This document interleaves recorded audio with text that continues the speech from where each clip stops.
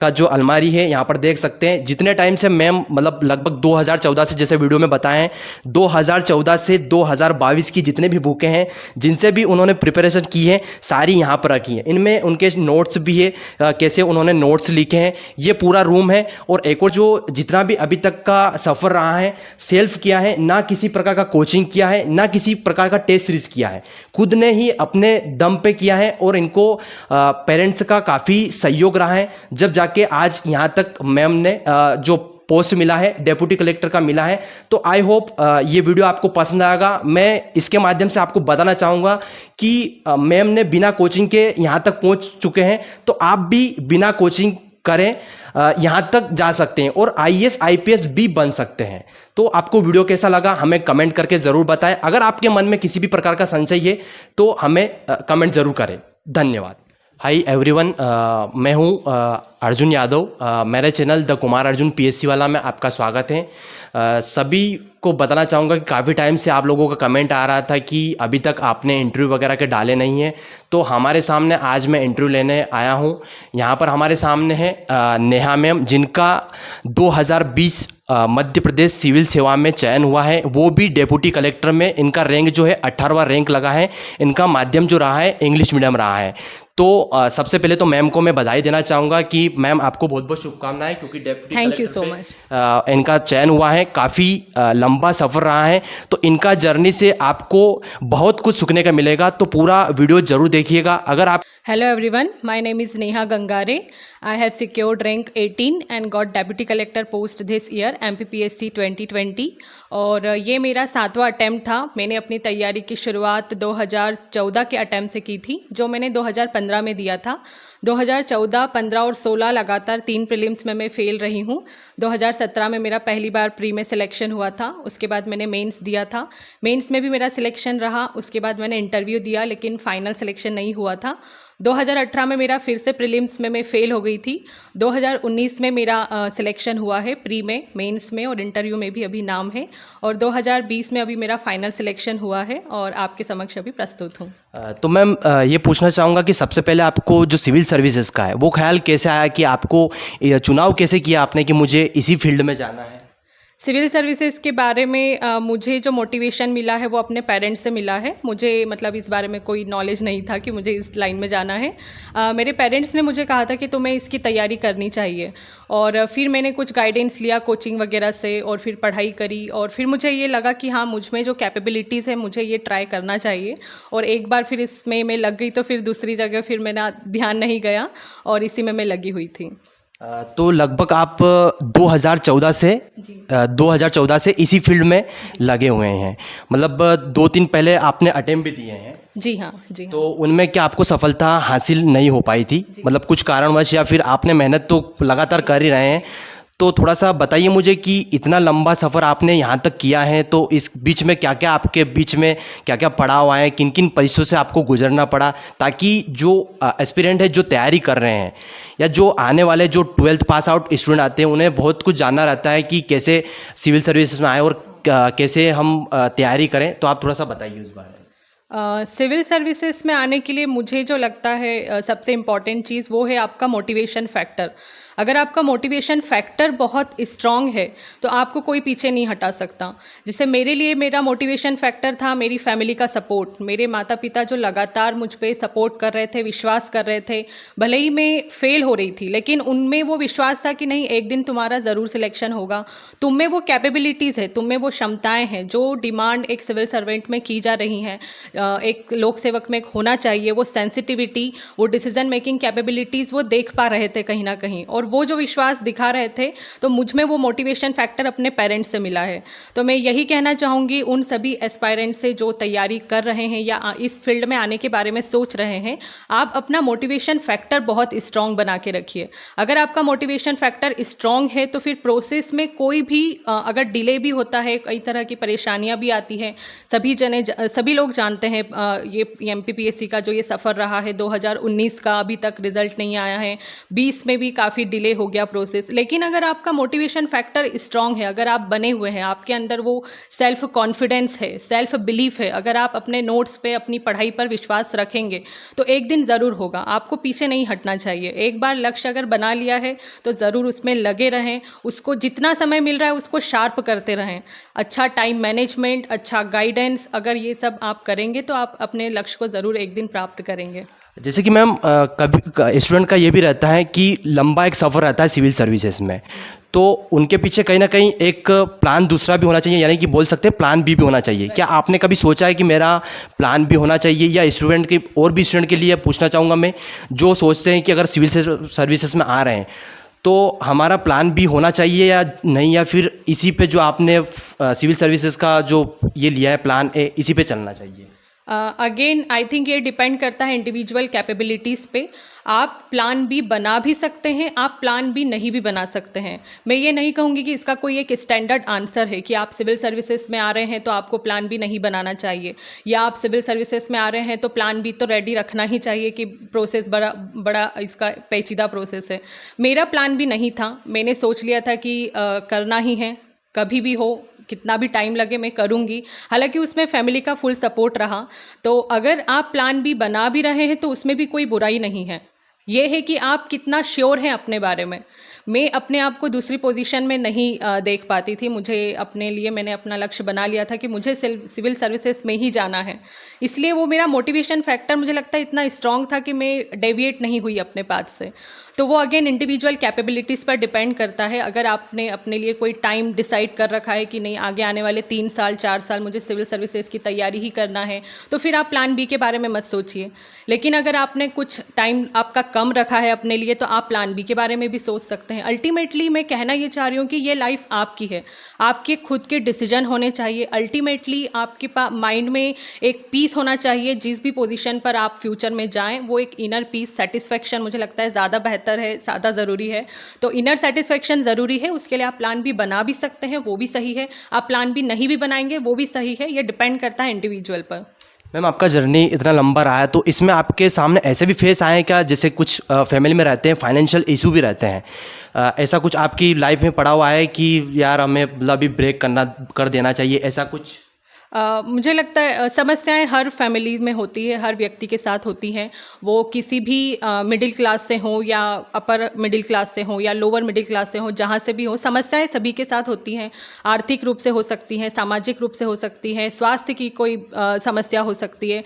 पर मुझे ऐसा लगता है कि ये सब एक्सक्यूज़ेस हैं। अगर हमने अपने जीवन में कोई लक्ष्य बनाया है तो ये सब एक्सक्यूज़ेस हैं, ये जीवन में रहेंगे ही। आज अगर मैंने ये पोजीशन प्राप्त कर ली है तो क्या मेरे साथ अब परेशानियां नहीं आएंगी? वो परेशानियां तो जीवन भर लगी ही रहनी है। तो हम क्या करते हैं कि हमारे पाथ में इन एक्सक्यूजेस को बीच में ले आते हैं। वो हमें बीच में नहीं लाना चाहिए। हमारा जो पाथ है वो तो हमेशा सीधा चलना ही है। ये सब जीवन का भाग हैं, ये तो सब समस्याएं आती रहेंगी। डिपेंड करता है आप चीज़ों को कैसे लेते हैं। आप उसे पॉजिटिवली भी ले सकते हैं, कुछ सीख भी सकते हैं।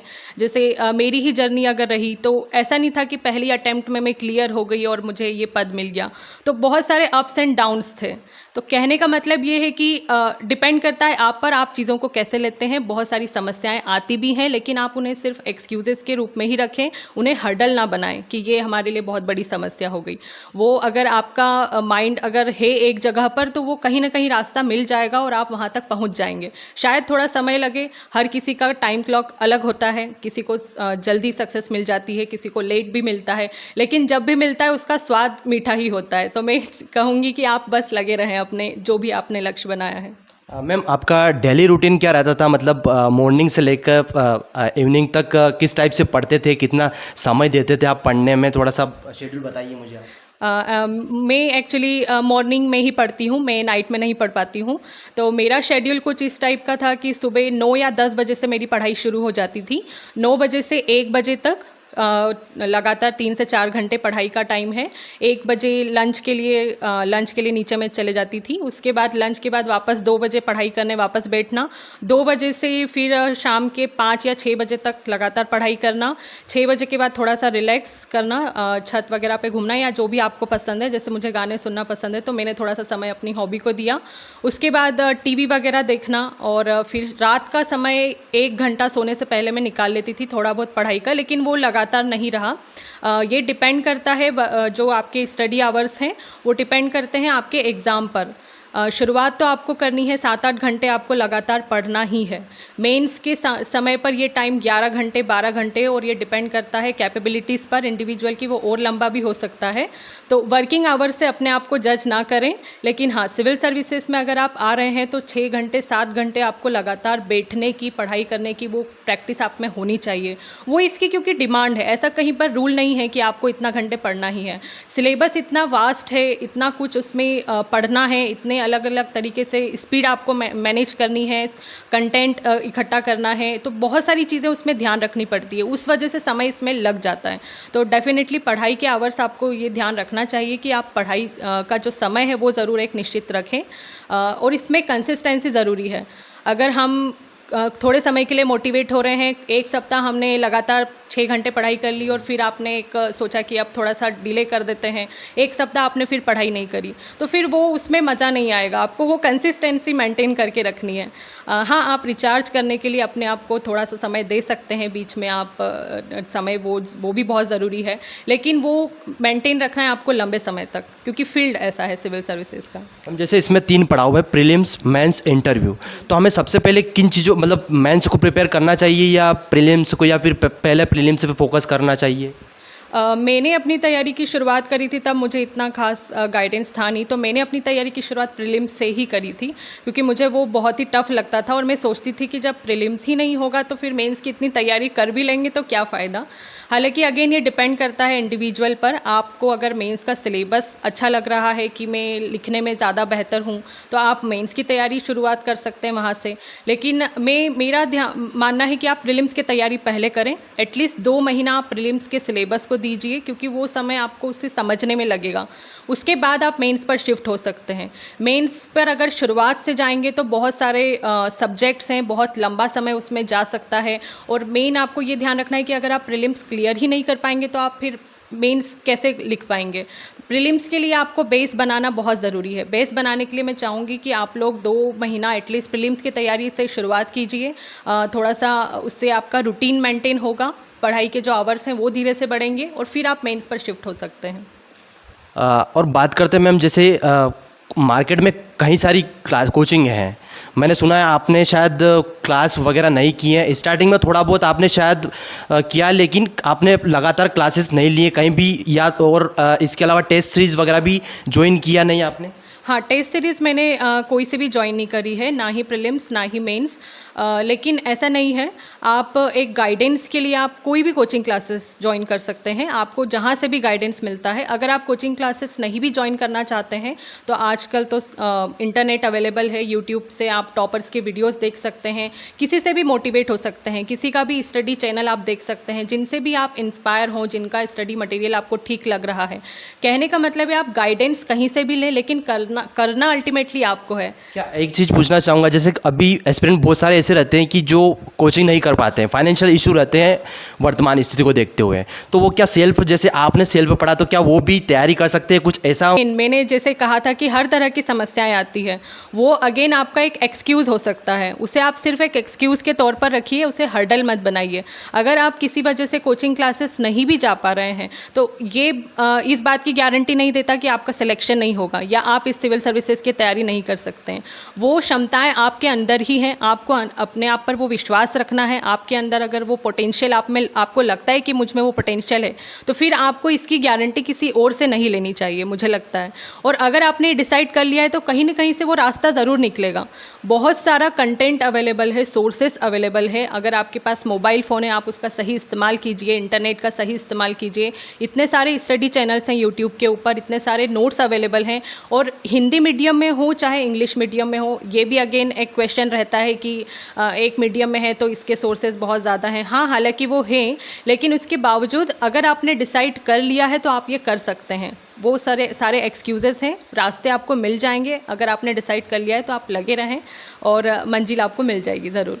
अच्छा, थोड़ा सा बुक के बारे में बात करते हैं। जैसे बुक वगैरह का कुछ मुझे बताइए, मेंस के लिए आपने कौन कौन सी बुक फॉलो की और कैसे शॉर्ट्स नोट्स बनाया आपने? बुक्स की जो लिस्ट है वो मेरी भी कोई डिफरेंट नहीं है। जो टॉपर सजेस्ट करते थे वही सारी किताबें मेरे पास है। जैसे MPGK के लिए मैंने TMH की किताब थी, पुणेकर की बुक मैंने यूज़ करी है, और अरिहंत की। मेरे सोर्सेज जो हैं वो ज़्यादा इसलिए हो गए क्योंकि इनिशियल जब मैंने पढ़ाई शुरू करी थी तो गाइडेंस इतना था नहीं। तो मैं आपको भी सजेस्ट करूँगी कि आप अपना रिवीजन मल्टीपल कीजिए, सोर्सेज लिमिटेड रखिए। ज़्यादा से ज़्यादा आप एक सब्जेक्ट की 2 किताबें रख सकते हैं, वो भी कुछ ही सब्जेक्ट की। जैसे MPGK की आप मैक्सिमम 2 बुक आप रख सकते हैं। अगर वो 2 बुक्स आप पढ़ रहे हैं उसके बाद आप उसका सेल्फ नोट्स ज़रूर बनाइए। मुझे आदत है हर चीज़ खुद की राइटिंग में लिखने की। अगर मुझे कहीं से कोई सोर्स मिलता भी था तो मैं वो डायरेक्ट लर्न नहीं कर पाती थी जब तक मैं खुद की राइटिंग में उसको अपनी कॉपी में ना लिख सकूं। तो वो आई थिंक मेंस में बहुत ज़्यादा उसका बेनिफिट आपको मिलता है। बुक्स तो बहुत सारी अवेलेबल हैं।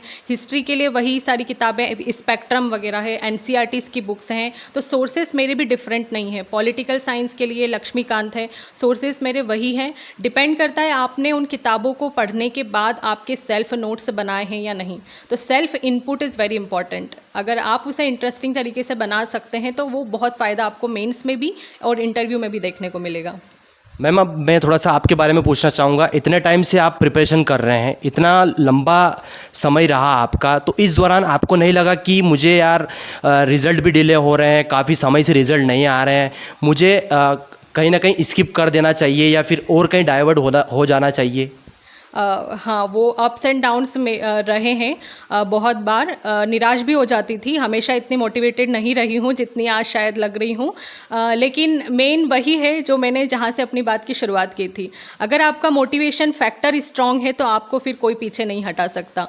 तो वो थोड़े समय के लिए निराश हो जाती थी जब जैसे सिलेक्शन नहीं भी हुआ है, प्रीलिम्स मेरे बहुत सारे मैं फेल रही हूँ। लेकिन उसके बावजूद मैंने सोच लिया था कि मुझे यही करना है।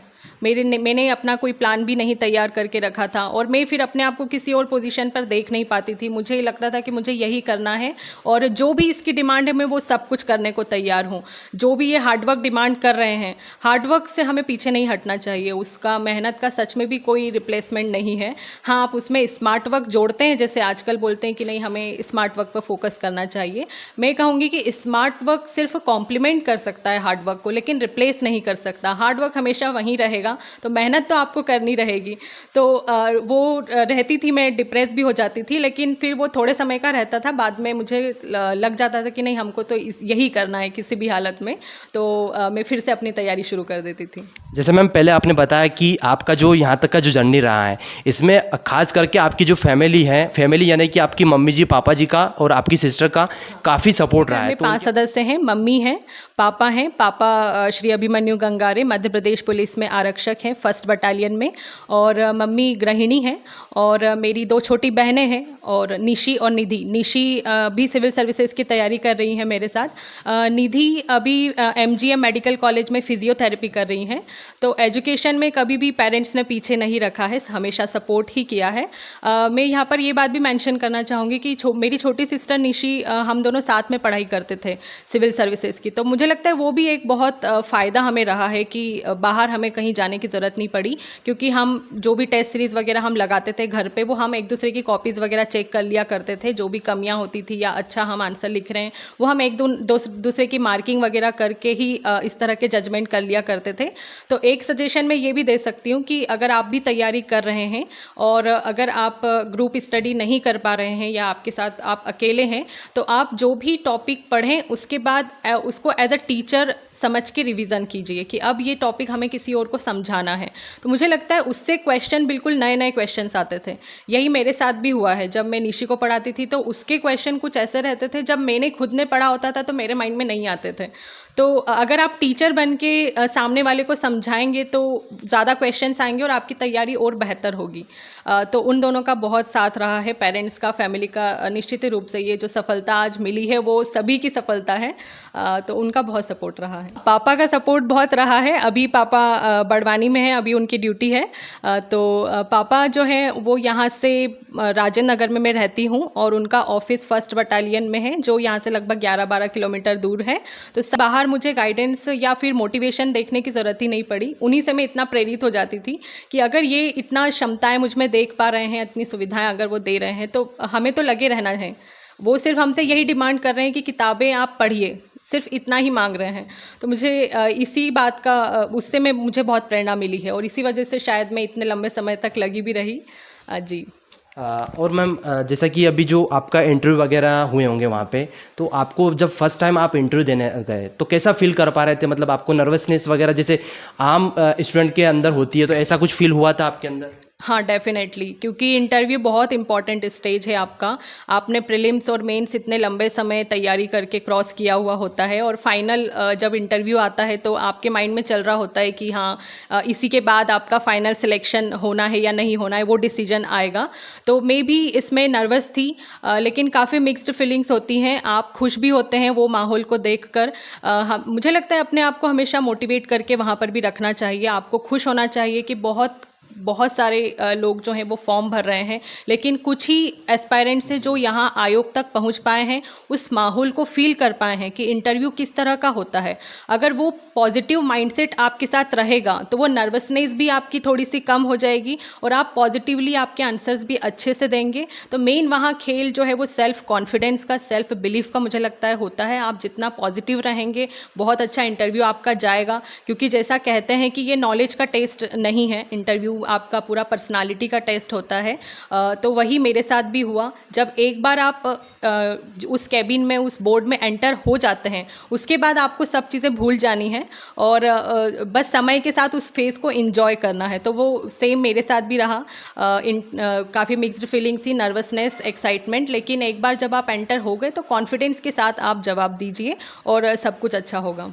17 वाला जो फेज़ था उसमें आपने शायद इंटरव्यू तक क्वालिफाई मतलब इंटरव्यू तक पहुंच गए थे आप, और उसके बाद जो फाइनल लिस्ट आया था उसके बाद आपका वापस से मतलब सिलेक्शन नहीं हुआ था।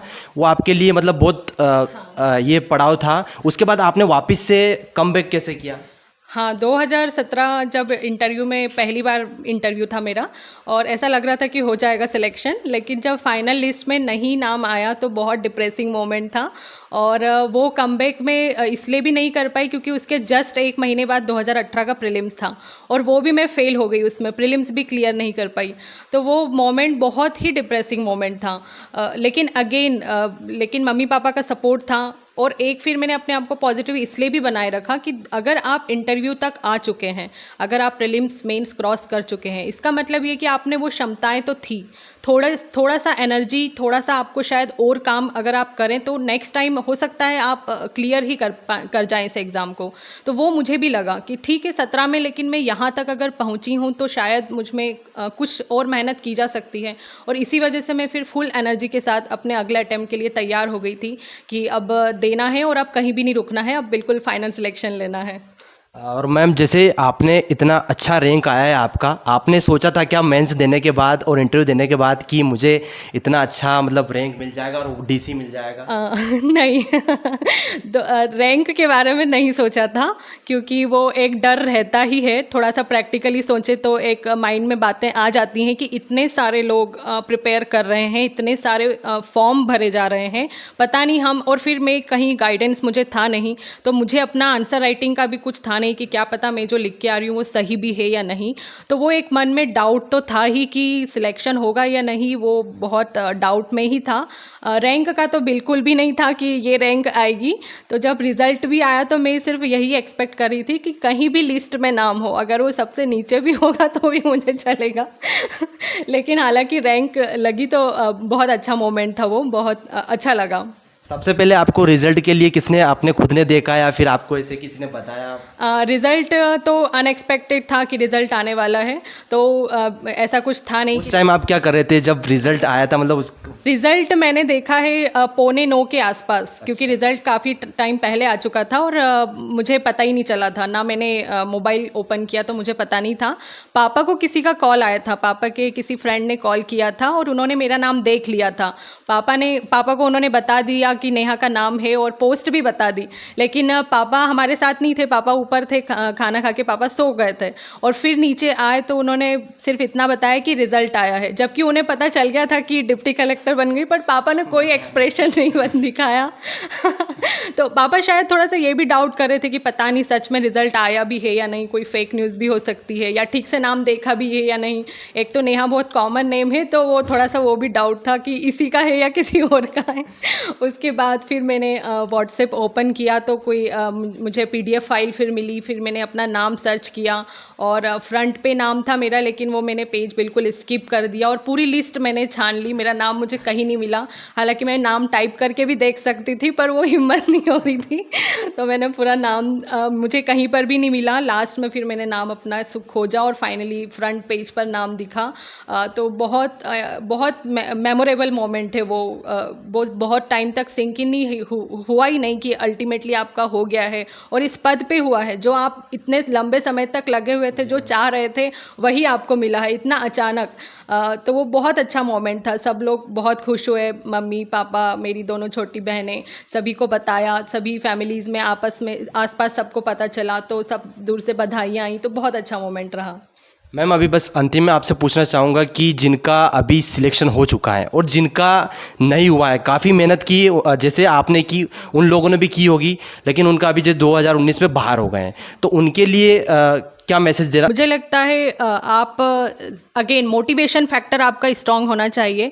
मैं आपसे ये कहना चाहूँगी कि मेरा सिलेक्शन 2014, 15, 16 में नहीं हुआ था। अगर मैं ये डिसाइड कर लेती कि अब मुझे नहीं करना है, तो शायद मैं यहाँ नहीं होती। 2017 में मेरा इंटरव्यू तक मैं पहुँच गई थी, लेकिन उसके बाद फाइनल सिलेक्शन नहीं हुआ। अगर मैं वहाँ डिसाइड कर लेती कि चलो आप दूसरा रास्ता पकड़ते हैं, अब नहीं होगा, तो मैं यहाँ नहीं होती। कहने का मतलब है कि आपने अगर डिसाइड कर लिया है तो सेल्फ बिलीफ सबसे इम्पॉर्टेंट है। अपने आप पर भरोसा कीजिए, विश्वास कीजिए, समय दीजिए अपने आप को। वो आपका टाइम क्लॉक अलग है, सभी का टाइम क्लॉक अलग होता है। मुझे आज सिलेक्शन मिला है, किसी को हो सकता है अगले में सिलेक्शन मिल जाए। तो आपको अपने आप पर भरोसा कायम रखना है, अपनी पढ़ाई पर भरोसा कायम रखना है और ज़रूर होगा। आपको पीछे नहीं हटना है, हार्डवर्क कीजिए, अपने आप पर भरोसा कीजिए। जो भी इसकी डिमांड है सिविल सर्विसेज की, पॉजिटिव एनर्जी के साथ काम कीजिए, टाइम मैनेजमेंट सीखिए, स्पीड को बढ़ाइए, अपने आप को मोटिवेट कीजिए। वो आपको खुद को ही ढूंढना है, कहीं और से ढूंढने की ज़रूरत नहीं है। और लगे रहिए, ज़रूर होगा और लगे रहना है अपने आप को।